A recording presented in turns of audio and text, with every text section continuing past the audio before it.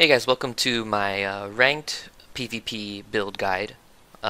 This is an update to the previous guide that I made for beginners who want to play Dagger Dagger Thief. And I really love the builds that I put in that video, and I was playing ranked matches with those. But now I'm really trying to climb my rating, and so I wanted to optimize the build a little bit better, to have a more well-rounded build. Because in my previous video I had the one-shot build, and it works really well for what it's designed for, right? It's designed to get one-shot kills, and it worked, for some of my matches, and in some of my matches it really didn't work, and I wanted to kind of eliminate the factor of, because it was kind of like a flip of a coin, right? Like sometimes it'll work, sometimes it won't, because depending on the enemy team comp, or how good they are, if they know how to avoid a steal, then there goes, the whole build just goes right out the window, right? So, and I still really love the one-shot build, but I think I'll only be playing that in unranked matches from now on. And so, for this build, for ranked, I have updated. Okay, and the difference being, in Deadly Arts, I used to take Executioner. Right, let me just put this back to how it used to be. Okay, so I used to do one-shot build with either Deadly Arts with Executioner, and then Daredevil with Havoc Mastery, right, for more damage. And or I'd run the Crit Strikes build with 100% crit on backstab, more ferocity, and then more critical damage when my health is above the threshold, with the Scholar Rune and either Valkyrie Amulet or Marauder Amulet.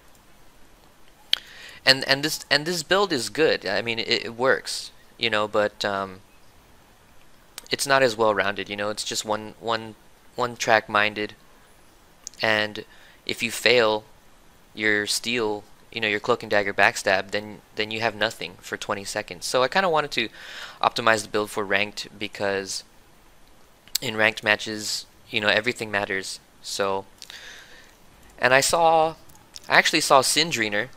If you guys follow really good thieves on YouTube or Twitch, you probably know who Sindrener is, and he is probably like the best dagger pistol thief player in ranked at the moment. And I actually saw him play Dagger Dagger in a ranked match, and so this is the setup that he uses. Okay,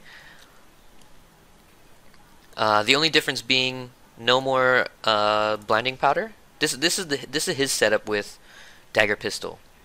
This exact setup here.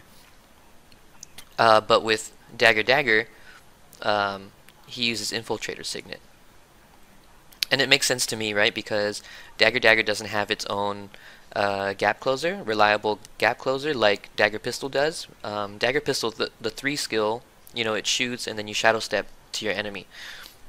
So you have a gap closer in your weapon set already. But since we're playing Dagger Dagger, and I love Dagger Dagger, so I'm not going to change that. We're going to use Infiltrator Signet. Okay, and then also using Channeled Vigor instead of Withdraw, because although I really love Withdraw still, because it removes movement impairing conditions and torment, and it's an evade, and it's a reliable heal because it can't be interrupted, right? It's instant. Channeled Vigor is really good because it heals for more, and it heals, for even more if your endurance is full, and it also gives you endurance back. So that means more dash dodges. Okay. Signet of Agility passively grants increased precision, so we have more precision here.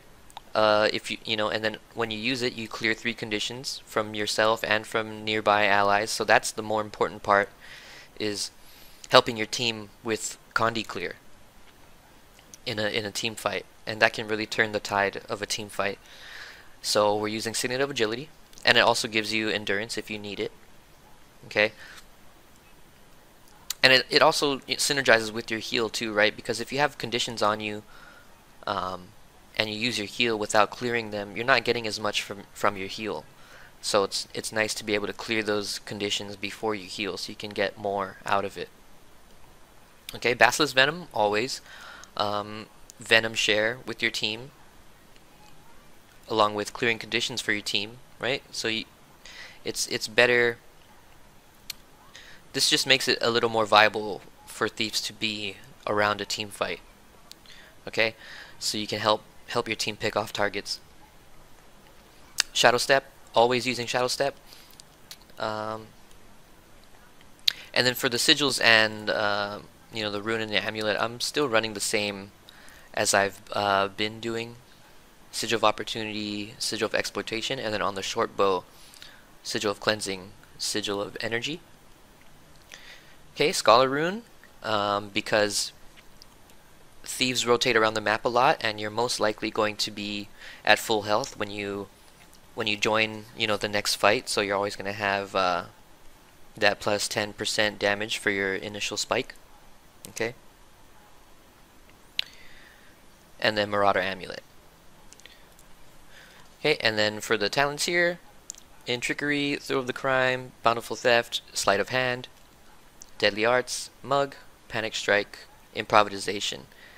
This is the key difference between my previous builds and this one now, right? Instead of taking the greedy extra damage here, we're going to take Improv for the better sustain. Okay, make sure you stay alive, because it's pretty nice when you use a heal and then you land a steal, and sometimes you get your heal back and you can just heal up again, or it's the same with any of